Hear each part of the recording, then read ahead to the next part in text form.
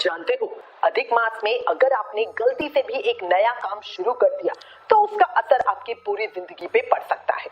और सबसे बड़ी बात, बहुत से लोग आज भी कंफ्यूज है कि क्या इस महीने में कोई नया व्रत शुरू कर सकते हैं, कोई नया व्रत उठा सकते हैं, क्या शादी या गृह प्रवेश कर सकते हैं, क्या मायके जाना या ससुराल आना सही है, नए व्रत शुरू कर सकते हैं, पूरी तरह से एकादशी या कोई बड़े व्रत उठा सकते हैं, क्या व्रत का उद्यापन कर सकते हैं, जो हमारे पुराने व्रत चले आ रहे हैं, जो गिनती के व्रत होते हैं, उसका उद्यापन क्या हम अधिक मास में कर सकते हैं।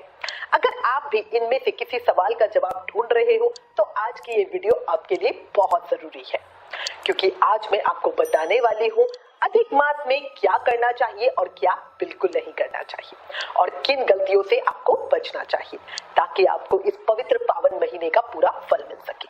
तो वीडियो को अंत तक जरूर देखिएगा। जय श्री राधा कृष्ण भक्तों, अधिक मास, जिसे हम पुरुषोत्तम मास या लौंद का महीना भी कहते हैं, ये भगवान विष्णु को समर्पित महीना है और हर 3 साल में एक बार आता है। हर समय एक जैसा नहीं होता, कुछ समय खास होते हैं भगवान के लिए। सबसे पहले आपको क्लियर बता दूं, साल 2026 में अधिक मास 17 मई से शुरू होकर 15 जून तक रहेगा। ये समय बहुत खास है, लेकिन इसके नियम भी उतने ही सख्त हैं। आपने सुना होगा, कोई इसे पुरुषोत्तम मास कहता है, कोई इसे मल मास कहता है, तो कोई इसे खर मास कहता है, कोई इसे लौंद का महीना कहता है। लेकिन ये सब एक महीने के ही अलग अलग नाम है, ये सब अधिक मास के ही नाम है, और इसका मतलब है ये समय साधारण नहीं, बहुत विशेष है। अब सबसे इंपॉर्टेंट क्वेश्चन, क्या अधिक मास में नया काम शुरू कर सकते हैं? तो जवाब है बिल्कुल नहीं। कुछ भी हो जाए, कोई भी नया काम, नया व्यवसाय, नई जॉब, कुछ भी करना एक महीने तक अवॉइड करो। देखो, जब तक आपको शुभ ग्रहों का फल नहीं मिलता, कोई भी चीज आपकी साकार नहीं होती। इवन मैंने अपने एक्सपीरियंस में देखा है, साधक जिसने नया फोन खरीदा, उसका फोन भी बहुत जल्दी खराब हो गया। अब बात करते हैं कि इस समय में कौन कौन से काम नहीं करने चाहिए। तो देखो, शादी, सगाई, गृह प्रवेश, नया बिजनेस, भूमि पूजन, नामकरण संस्कार, यानी कोई भी नया शुभ काम, मांगलिक काम नहीं करना चाहिए। हर काम का एक सही समय होता है, गलत समय में सही काम भी गलत हो जाते हैं।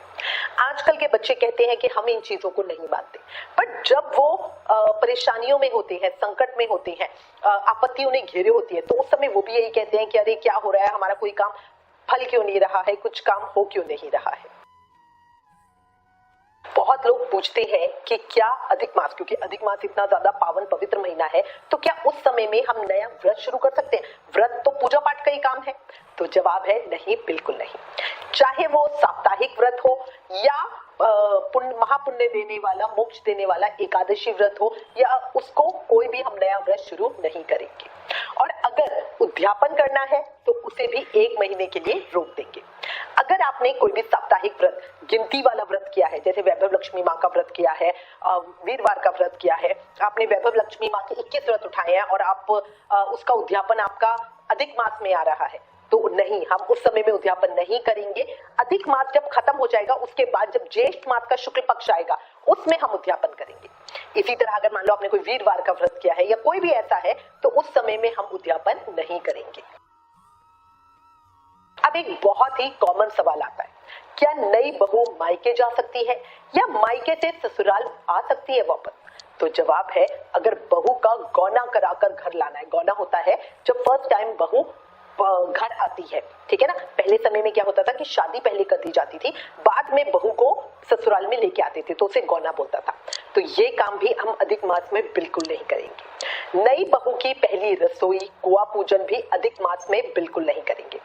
अगर नई बहू पहली बार मायके जाना चाहती है, मान लीजिए शादी के बाद फर्स्ट टाइम जैसे हनीमून वगैरह पे आते हैं, अगर पग फेरा हो गया है, ठीक है, अगर शादी के बाद पग फेरा हो गया तो फिर तो जा सकते हैं, बट अगर पग फेरा नहीं हुआ और बहू शादी के बाद फर्स्ट टाइम मायके जाना चाहती है या मायके से पहली बार ससुराल आना चाहती है, तो ये काम भी हम अधिक मास में नहीं करेंगे। देखो, जो शुभ मांगलिक कार्य होते हैं उसमें सही समय को देखना बहुत जरूरी है। तो किसी भी नए कार्य की शुरुआत इस महीने में नहीं की जाएगी। पहले से चलते हुए काम, जैसे कि अभी आपने मान लो भूमि पूजन कर लिया, तो आप उसके बाद जो घर बन रहा है वो काम आप बनाते रहोगे।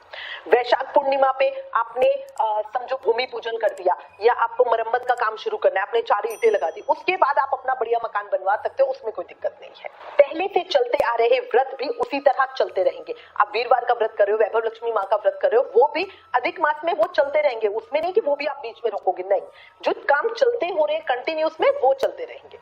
मंदिर में भी पूजा पाठ आप सब करोगे, तुलसी पूजा, दीपदान, ये सब काम होंगे, बस कोई भी हम नया काम शुरू नहीं करेंगे, नया काम छोड़ेंगे नहीं। ये सब अधिक मास में नहीं होंगे, ध्यान रखना। कुछ परंपराएं समय से बंधी होती हैं, उन्हें सही समय पे करना ही उचित होता है। अब आप सोच रहे होंगे अगर इतना सब नहीं करना तो भाई फिर इस महीने में हम क्या कर सकते हैं?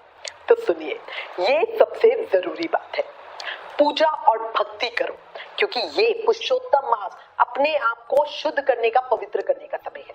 भगवान विष्णु की बढ़िया पूजा करो, कथा सुनो, मंत्र जाप करो ज्यादा से ज्यादा, यही इस महीने का असली उद्देश्य है।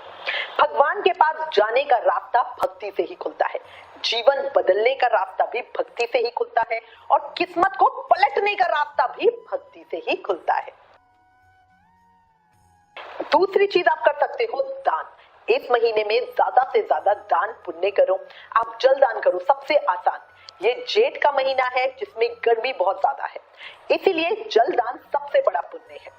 इसके अलावा आप मटका दान कर सकते हो, जल दान के लिए प्याऊ लगवा सकते हो, पेड़ों को पानी दे सकते हो, पंछियों के लिए कटोरों में पानी रख दो, ये सब बहुत फलदायी है। इसके अलावा आप और इस महीने में क्या कर सकते हो, अधिक मास के नियम उठा सकते हो, अधिक मास स्नान का नियम, अधिक मास व्रत का नियम। आप 30 दिन दान का नियम ले सकते हो कि रोज मैं कुछ ना कुछ चीज दान करूंगी, जैसे रोज आप चावल का दान कर दो, चीनी का दान कर दो, अनाज का दान कर दो, रोज जल का दान कर दो, रोज गौ की सेवा कर दो, गौ को भोजन दे दो, इससे आपका भाग्य बहुत मजबूत होता है। इसके अलावा आप सेवा और दान का नियम ले सकते हो, नियम से गौ माता की सेवा कर सकते हो, साफ सफाई कर दी, नहलाई धुलाई कर दी, गौ माता के लिए पंखे लगवा दिए, इस तरह की सेवा कर सकते हो, गरीबों की मदद कर सकते हो, सुहाग सामग्री का दान कर सकते हो, पशु पक्षियों की सेवा कर सकते हो। ये सब कार्य भी बहुत बहुत अधिक पावन और पवित्र और बहुत फलकारी होते हैं। तो भक्तों, अगर भगवान आपको एक एक्स्ट्रा महीना दे अपनी गलतियों को सुधारने के लिए, अपने कर्मों को बेहतर बनाने के लिए, तो क्या आप उसे यूं ही जाने दोगे या उसे अपनी जिंदगी का टर्निंग पॉइंट बनाओगे? बताओ क्या करोगे? बहुत पवित्र पावन समय है, 3 साल के बाद आता है, बार बार बोल रही हूँ, इतनी वीडियोस बना रही हूँ कि प्लीज इस समय का सदुपयोग कर लो। ध्यान रखें, पुराने काम चलते रहेंगे, पूजा पाठ बंद नहीं होगा, पहले से चल रहे व्रत भी जारी रहेंगे। सिर्फ नए काम शुरू मत करना, मांगलिक काम मत करना, यही सबसे बड़ा नियम है। तो भक्तों, अधिक मास भगवान का दिया हुआ एक मौका है अपने जीवन को सुधारने का, अपने भाग्य को बदलने का, समय को बदलने का। इसीलिए बार बार सबको कह रही हूँ, इस समय का ज्यादा से ज्यादा सदुपयोग करना। जब हम शुभ पवित्र महीनों की बात करते हैं, वैशाख की, कार्तिक की, माघ की, तो हमारे मन में एक विचार क्या होता है कि नहीं, आपकी बार मैं बीमार हूँ, चलो अगली बार कर लूंगी, ठीक है।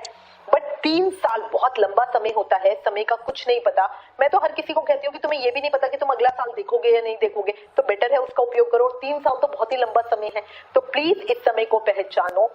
भगवान ने स्वयं ये समय बनाया है, कितना ज्यादा फलकारी समय है, इसका पूरा पूरा उपयोग करो, वरना समय आपको पहचानेगा नहीं अगर आप समय का उपयोग नहीं करोगे।